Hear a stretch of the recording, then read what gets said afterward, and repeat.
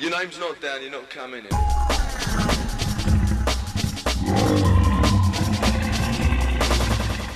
Hello and welcome. You're in tune to ROAR, the 90s Rave Podcast, with me, your host, Tom Latchem. And today's episode is a little different to usual.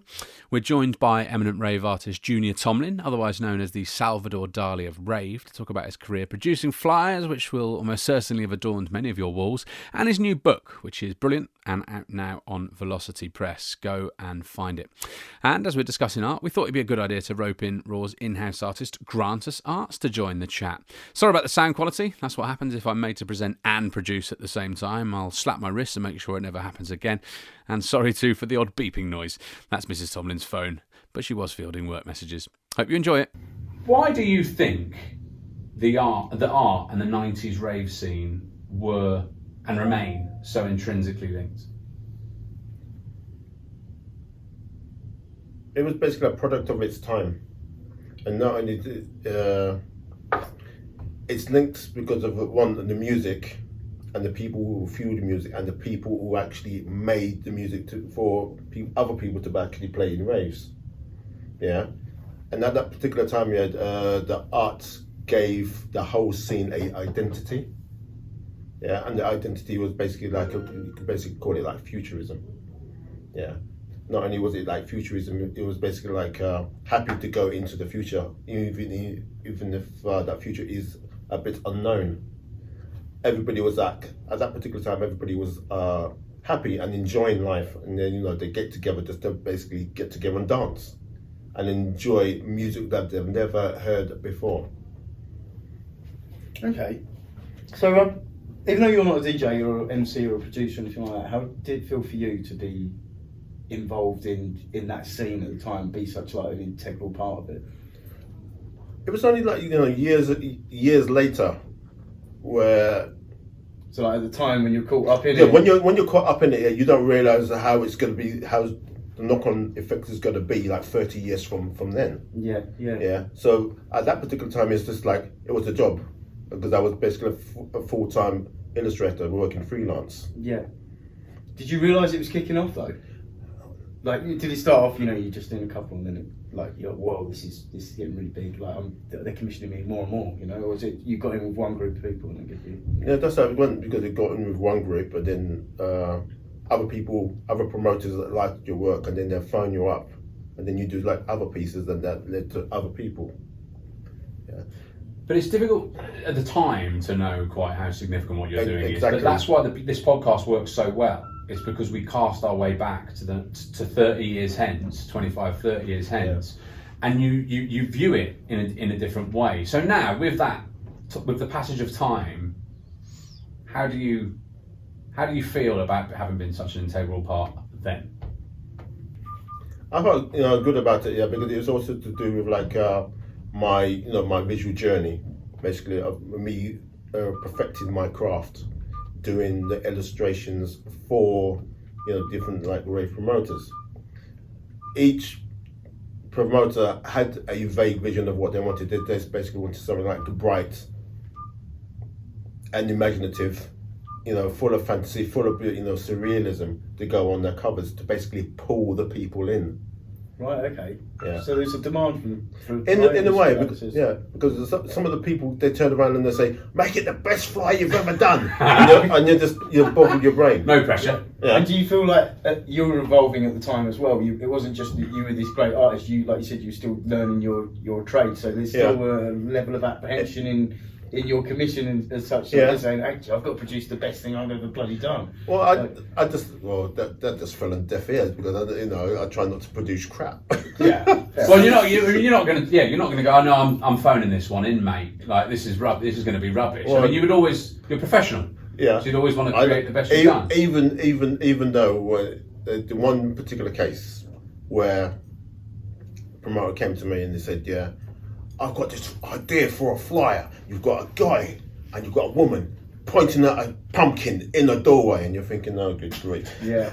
The pineapple is on one, and so, "Oh yeah, okay, I'll do it." I would call that one of the best flyers I've ever done. No, well, we're going to ask you some more about some of your great successes and also some of your less successful ones later on in the podcast. But it must have been a massive buzz then and now, actually, to know that your art was on the wall of so many young people. And actually, what is interesting about this is that there are people who aren't necessarily into art. Yeah. See, the real buzz, came from going down to places like MASH, the record shop, right? Okay. And getting your own flyers, because some of the promoters wasn't able to actually give you your own flyers, so I had to go down to record shops. Sure. Right? To get your art. Yeah, and get my own flyers. Take a wad here and a wad there. Otherwise, I'd end up with none. Is that right? Fair enough. I mean, but they paid you. But I mean, they paid me. Could you not put it into the contract? I want some flyers too. There was no contract in those days. no contract. Right. It's like, this is the flyer, you deliver it, and then they basically think that they own the rights to the artwork forever. Do you think people aren't just paying attention and it just gets lost in the ether? It's like, it's done now, get them out, and then you're left with nothing, basically.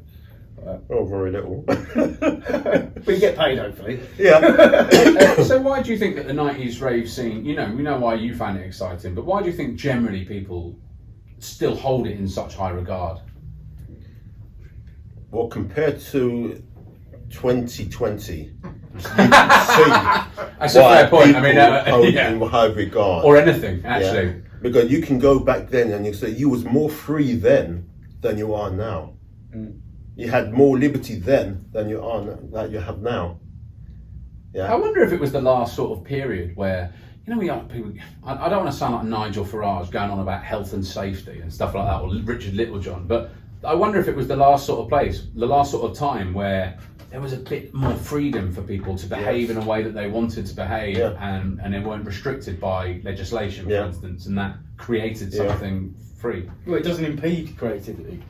That's the thing. It enhances creativity, and the thing is that the powers that be, who like to lock everything down, they don't like creativity, and they don't like people mixing together, because that's where the creative powers are. Mm.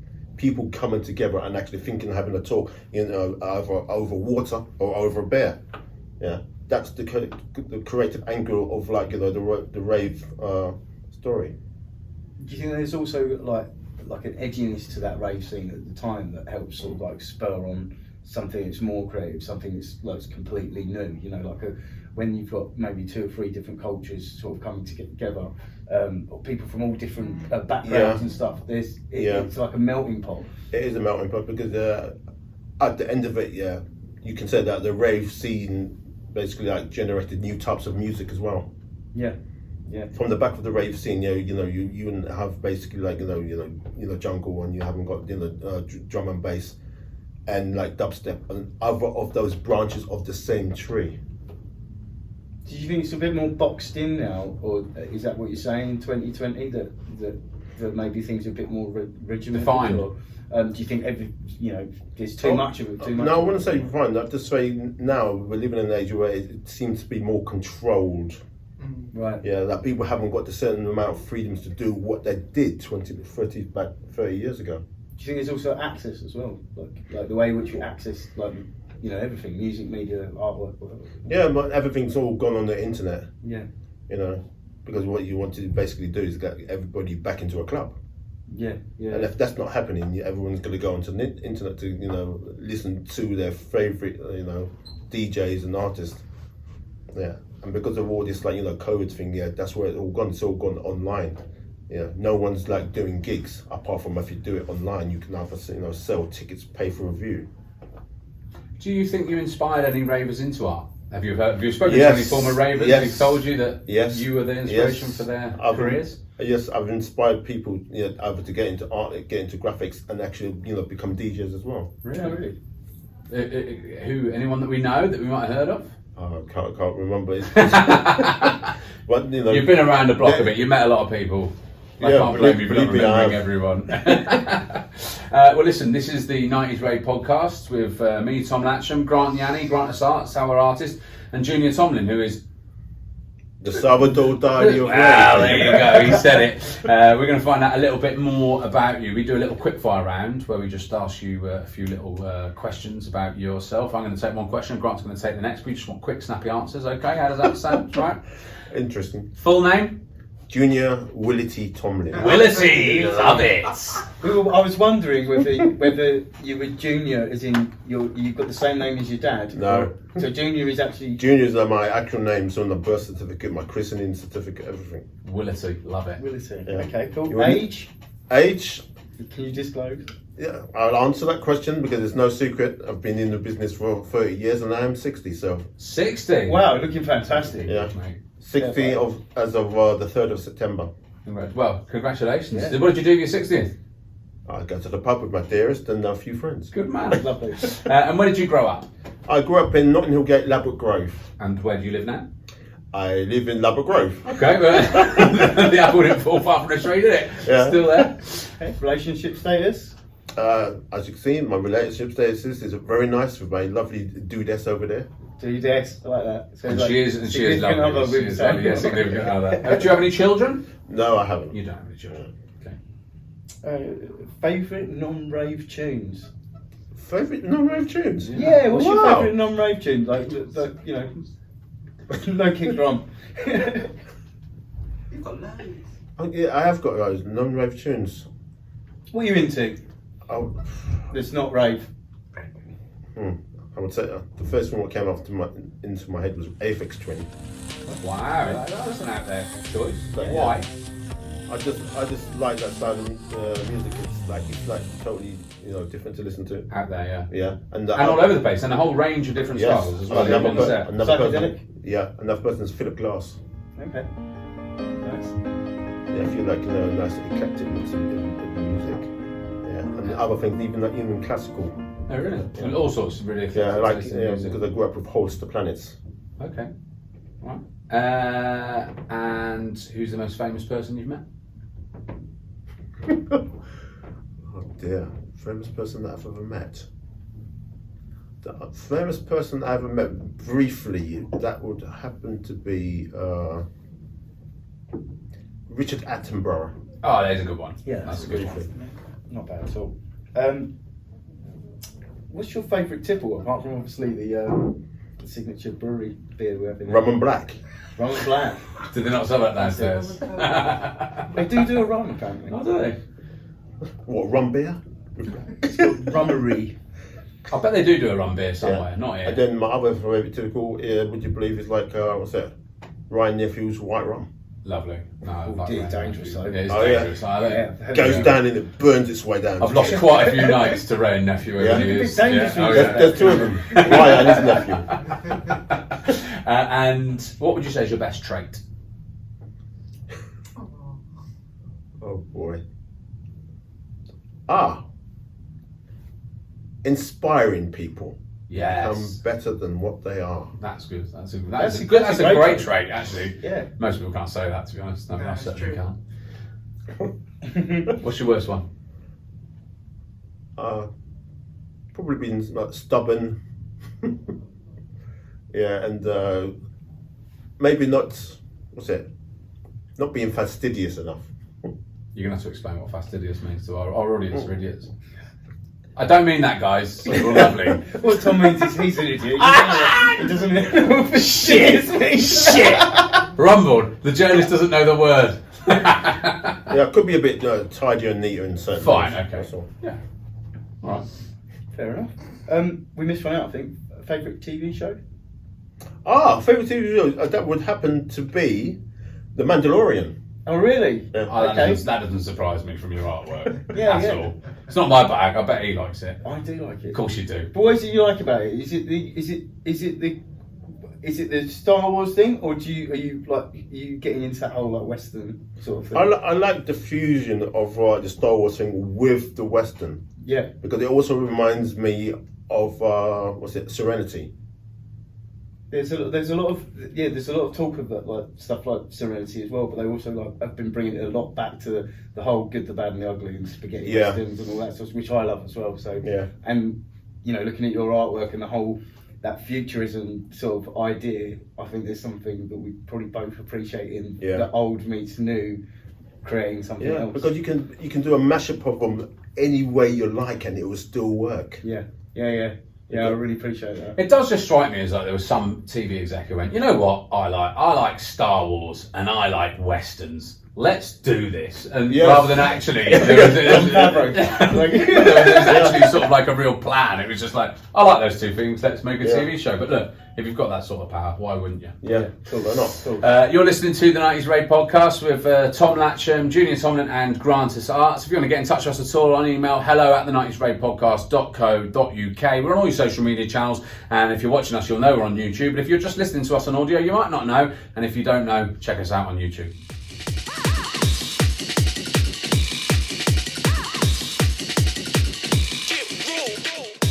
Well, we hope you're enjoying today's episode of Roar, but now's where we ask you inevitably for your help to keep this project rolling on. We're a tight-knit team of 4 working part-time for free, taking no wages at this project to create this podcast, and it's quite a serious undertaking alongside our normal day jobs.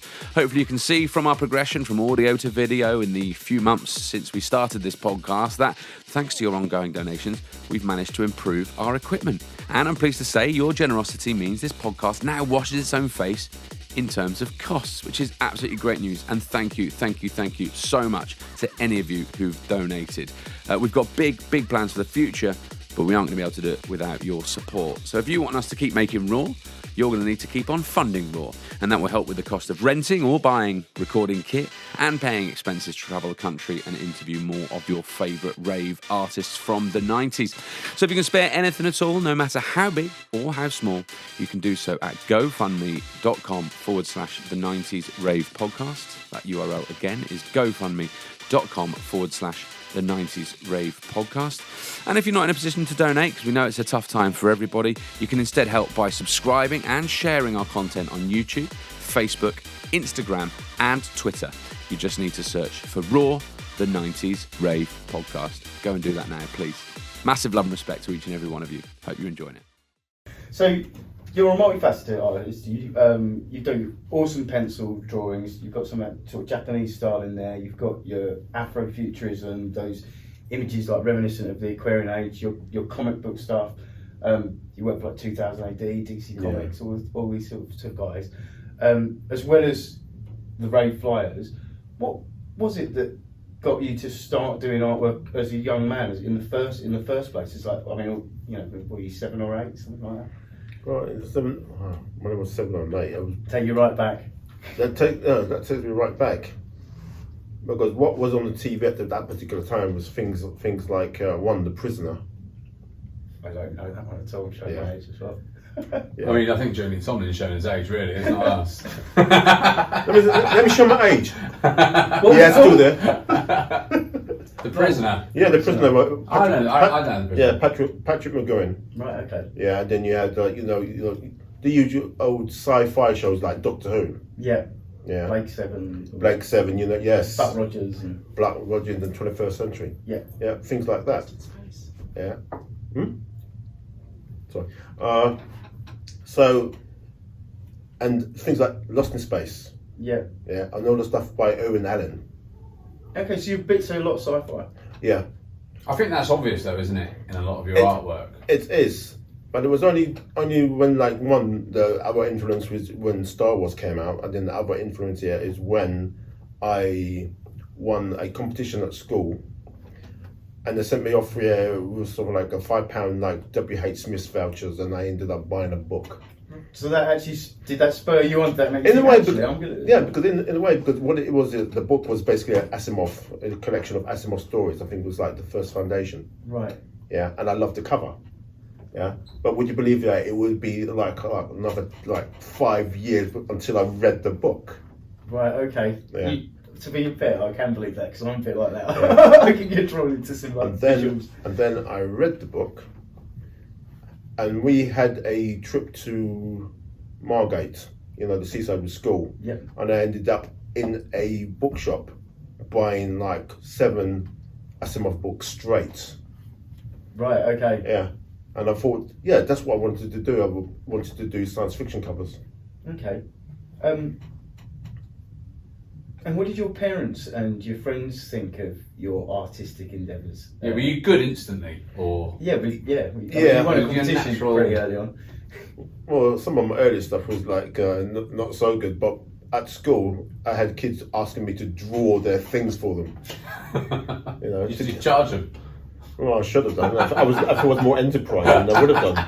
But there was a I feeling would've amongst made you it. and your peers at the time, albeit your schoolmates, that you were cut above the others and you were the go-to guy for Yeah. like a quick graphic or something. Yeah, because not only that, guess what? I used to draw on tabletops. All right. Yeah, that was in the beginning. I just was getting into Marvel comics. All right. Okay. So I'm Cool. drawing Marvel characters right on the table. Yeah. Did you have the old school fold-up ones, didn't you? All that. You can Yeah. right underneath. No, not those ones. The cream type tables where you could just draw. And did you have encouragement from your family at all to do art? Was it something that they thought? Because a lot of artists will tell a story about how their parents were like, you got to get a proper job. No, my mum was okay with it. My dad wanted me to become a printer.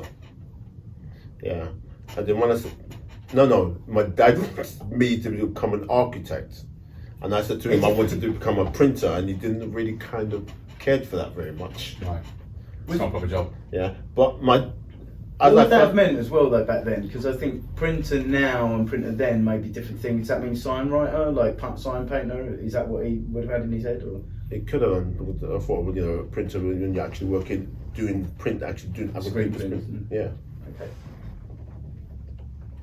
And as you grew older and more experienced, did your influence change, or were you always influenced by the same thing, or does it change depending on what's going on in the wider world? It's good question. It's also a bit fluid. One, what's happening in all the world, and two, what you read, because I interested in mythology, Norse mythology. That's why I liked Marvel comics. That I reading Thor. I loved science fiction. Loved robots. So put that all together, and then you basically got the beginnings of me drawing up, scenes and coming up with fantastic looking things. But to spearhead that, it was like I basically wanted to become a graphic designer, so I had to sort of do 2 years of A-level art. Right. Do you think you've always been somebody that's just captured by imagery, just like as a human being? You see things and they stick with you. Is that something that that's helped you build this rapport as an artist? Do you think? Yeah. Do you know what I'm saying? Yeah, because the imagery that your eyes have basically see millions and millions of things. Yeah. Did you study art? I mean, you've got the Salvador Dali of Rave tag. Yeah. Did you study the classics? Does that influence you Yeah. even more? Yeah, because I done. That help build and evolve you? I done a foundation course in art and design. Art and design, and then I went and did 3 years on a graphic design course. Right. Okay. Yeah, and that's where you learnt about the history of artists. Yeah. And do you think that obviously great and the wealth of the pot of things that you had to draw for your artwork? Yeah, because what stuck with me was the surrealist movement and Bauhaus. Yeah. How they use type and how the surrealist movement used bits from dreams. Yeah. To come up with their ideas. Yeah. So everything is all fused together. I definitely see this Salvador Dali inspiration Because backgrounds and the things. genesis of any idea always comes from something factual, and then you just basically expand upon it. But this would have been the 70s, right? That you were 80s. sort of finding your way into the late world of 70s, art. 80s. Okay, so we were sort of 7 or 8 years away from rave, and 10 or 15 years away from the 90s rave scene, which is where this podcast is. You wouldn't have been thinking about that, obviously, because it exists. How did you find your way into the rave scene, which is of course what this podcast is all about? Now that's the question. I found my way into the rave scene through the music scene. Right. Yeah, because I was working for Kicking Records at that particular time. Yeah. And I was doing record covers. Yeah, I was doing record covers for Kicking Records at that particular time, and Vinyl Solution, and the first company that I done my first record cover for was Mute Records, Renegade Soundwave. Unless Danny's going to play a set downstairs.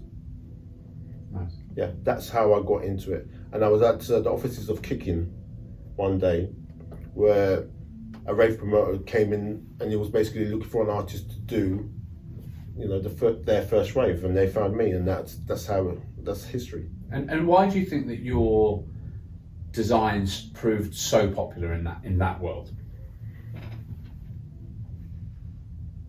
I think mainly because it's one, they haven't seen anything like it, and it basically takes their mind away to another place. It's a little bit like drugs. It's in a way you could basically call it visual druggy. Okay. One of the things that does stand out with your rave flyers is that we've sort of touched upon already, and you did in your opening statement, is the use of sci-fi in your rave flyers.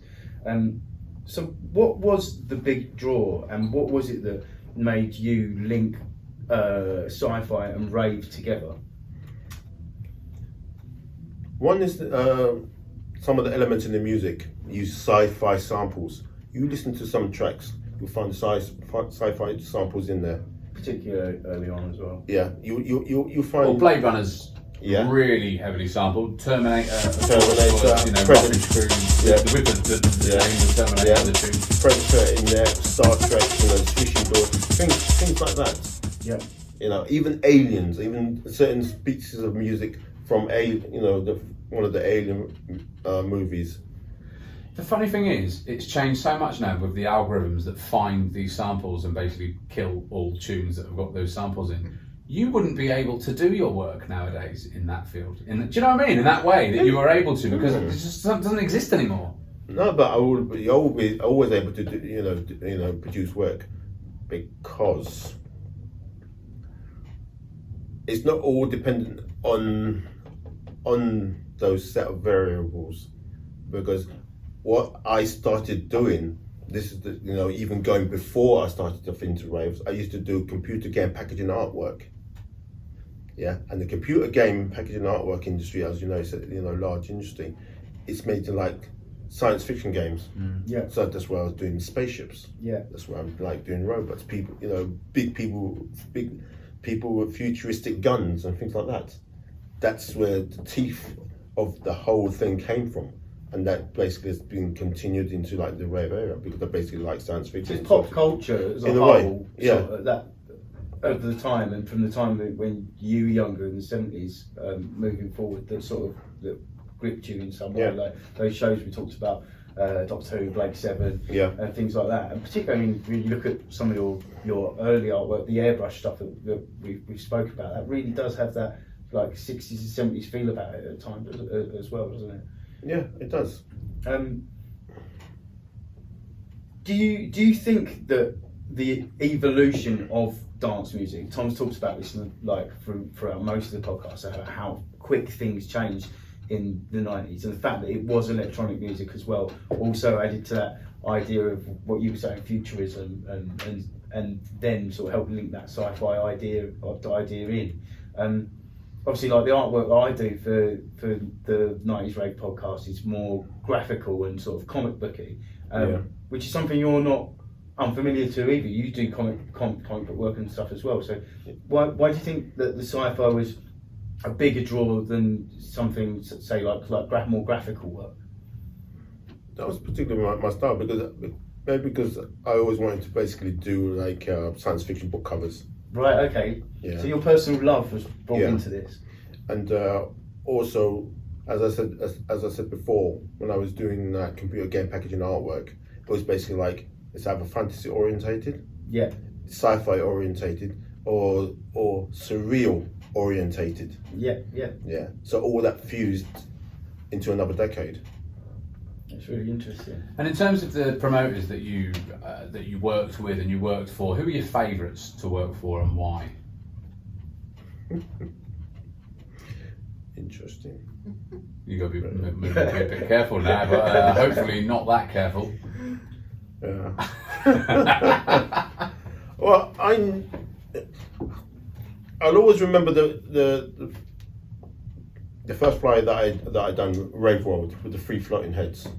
Yeah, that was the first flyer that I ever done. So I always have like a soft spot for that image and that promoter, because he basically wanted to produce a rave on a limited color budget, so he didn't have to like pay the printing costs. So that's why it's blue. So the next rave, he said, oh yeah, I can use the same artwork and change it to green. And then I used the same artwork again and changed it to red. That's what Grant does with the 90s Rave podcast. What is it with you artists? You're just recycling. Yeah. Well, no, if it works, right? Yeah, it works. Yeah. So I enjoyed working with him, and I also enjoyed working for, Raven Promotions, because I've done them for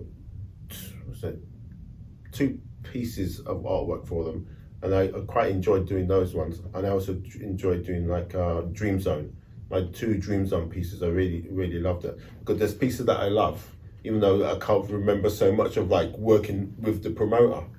What is it that makes them stand out then 30 years on, that you're like, no, they were the ones that I loved? It's nearly like it's you've reached a certain pinnacle in your artwork, where you want to crack. What's that like? Maybe you can tell me, and we can, I can maybe aim for it. It's that sense of pride where you've done a piece of artwork and say, I'm 100% happy with it. Yeah, then you know that you've basically going up a tier. And were there any producers that you didn't really gel with? You didn't like working with? Well, I enjoyed working with all of them, apart from those who didn't return my artwork. Right. Okay. So did I read something about this in your book, about your artwork never coming back to you? Yeah, in some cases it never came back. Yeah. See, the original copies that you sent off. Yeah, because some producers think that we commission you to do the artwork. It's our artwork. It's not. The question is, the copyright and the image actually belongs to me. Yeah. Yeah, of course. Yeah. Yeah. So that changed things for you in some way? It changed things for me on this particular level, where after working with slamming vinyl, I done two pieces and I didn't get the artwork back, and I said, oh, sorry, I'm going to do it all digital. That's the step from the artwork had to evolve from like airbrush to digital. Okay. Yeah. So airbrush. Yeah. So it's okay to send off a digital file, because you know that's okay. But with original artwork, you've still got it. Yes, but original piece of artwork, that you never get back, does hurt a little bit. But Who never returned them? I feel that. Read the book. And you should read the book, because it is very good. If you want to buy it, you definitely should buy it. It's out on Velocity Press.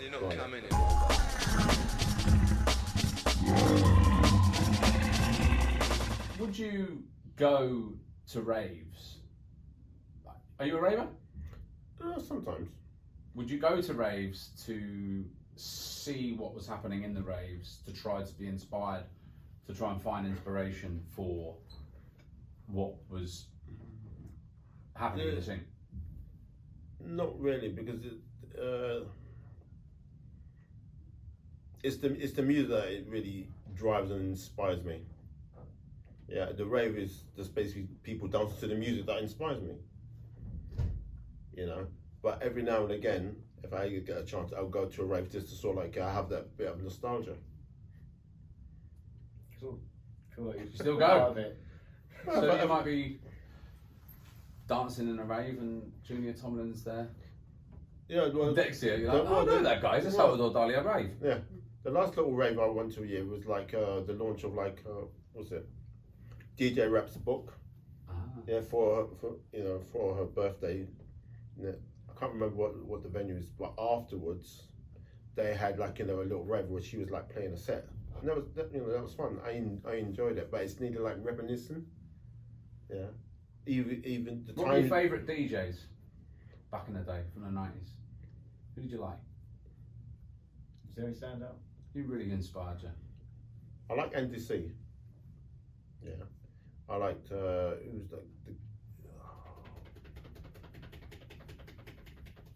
Two Bad Mice. Nice. Yep. Yeah, solid. Yeah, Omni Trio. Yeah, of course. Yeah, Gordy's earlier stuff. Sounds like you were into more breakbeaty stuff. Yeah. You still created for Slam and Vinyl towards the end of the 90s, Yeah. and they had, when hardcore was 4-beat, and people would say, you know, it lost a lot of sense of what it was, with the cheesiness. Like, you didn't sound like you were that into that sort of stuff. Happy hardcore, that's, you know, that's something else, because when I was like working for, you know, slamming, that was their thing, happy hardcore. Yeah, working with what's it, some other promoters, yeah, where it's just like pure jungle, and I really liked, you know, the music that came out of the jungle scene, because it reminded me of dub reggae. Okay. Yeah, so like drum and bass and dubstep, it just reminded me of futuristic dub. Right. Brilliant. Which is where it fits right in with what you Yeah. did. So, apart from your favourite music, let's say, what was your actual favourite piece of artwork that you did? The bit that's the standout piece. It's not, boy. I would say my first piece, which happened to be like, you know, Rave World, and then the 2 pieces that I'd done for Dream Zone. Yeah, the woman's head floating above Stonehenge. What was it about that image that maybe made it one of the best for you? Was it the production of it, or was it their final outcome? Well, a little bit above. It was like the production of the image, and the final outcome where it said, yeah, I think I've achieved something here that actually feels good. You know? And you also have to remember that when I sort of like producing artwork, you have to basically when you're sort of like doing it by hand, you have to get it right first time. Yeah, there's something about good artwork when you finish it, when it's good, that's almost there's an effortlessness to it in a way. When you get into something and it gets too you get too bogged down with it, then it can become a strain maybe. Yeah, it gets to a point here where you can be doing artwork and it gets to that slight threshold where if you do too much, you're starting to ruin it. You could overwork it. Yeah. You need to go walk away and maybe come back. So you have to sort of like work out that A, B, and C, and then do the touch-ups, and then that's it. So, you know, leave it alone. Yeah. Know when enough's enough. Yeah. Because once you sort of like say, oh yeah, let me dabble, and then before you know, you end up with in your mind that something which is like a monstrosity, and you don't want that. You basically have to know when to stop. Yeah.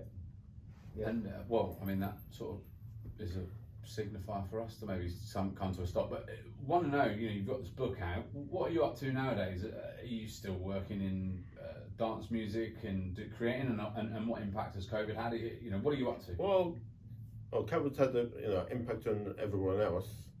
I'm still freelancing at home. You know? But what are you doing? What are you creating? What's the sort of work you're doing? You do, I mean, obviously like events have sort of started down, so yeah. flyer work. Yeah, it's basically a record cover work.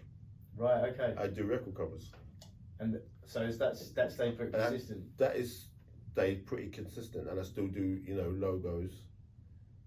So the work is, I still got a workflow since gym, and the book has basically helped. Great. Yeah, because you know it's my wish to basically get the book seen by all the ravers, and you were talking about thousands upon thousands of them, and I haven't even dented that yet. Do new ravers like your stuff? Yes. Young ravers like your stuff? Yes. So I want to inspire them. I'd like to go to schools to inspire them even further. You got to remember as well, art isn't. I mean, you do get like historical periods of art, but I think the sort of artwork that Tom has produced spans like a lot of different generations. Yeah, it spans generations. It also spanned was it 3 decades. Yeah. There's a lot of niches as well, isn't there? Like things like sci-fi is still a huge, massive draw. Like Raven itself is. Yeah. There's loads of other things to bring people back to you. Yeah, because you can even say that even if you like watch a sci-fi film, just listen to some of the beats in the film and then say, wait a minute, that's a bit of dubstep in there. So dubstep and sci-fi always go hand in hand. 60 years old and still cooler than I am. Dubstep? What's dubstep? Junior Tomlin, it's been an absolute joy and a pleasure. Thank you very much for joining us. You're welcome. It's been brilliant, Yeah, it's been and I could talk to you all day, frankly. But that is Junior Tomlin, the Salvador Dali of Rave, created some of the flyers that you almost certainly had on your wall as you were raving as a teenager, as many of you would have been who were watching this. This It's been an honour for me. It's been a pleasure. And a pleasure for me too. Top man. It's been a pleasure. You're listening to Raw, the 90s Rave Podcast. Tom Latchem, GRANTUS ARTS, and Junior Tomlin. Yeah, I was known as the Salvador Dali of Rave. Well, that's it from another episode of Raw. We hope you've enjoyed listening to it as much as we enjoyed making it. We're now on all video platforms, so if you're listening on audio, please do check out our YouTube page for this episode filmed, plus loads more besides. And you can also find us on Facebook, Insta and Twitter. Just search for Raw, the 90s Rave Podcast. Plus, if you can spare just a few quid to help us continue making more great 90s Rave content and hopefully keeping a smile on your face at a difficult time, you can do so at gofundme.com/the 90s Rave Podcast. All donations will be ploughed back into the podcast, including expenses to get around the country interviewing some of your rave favourites and also improving our equipment.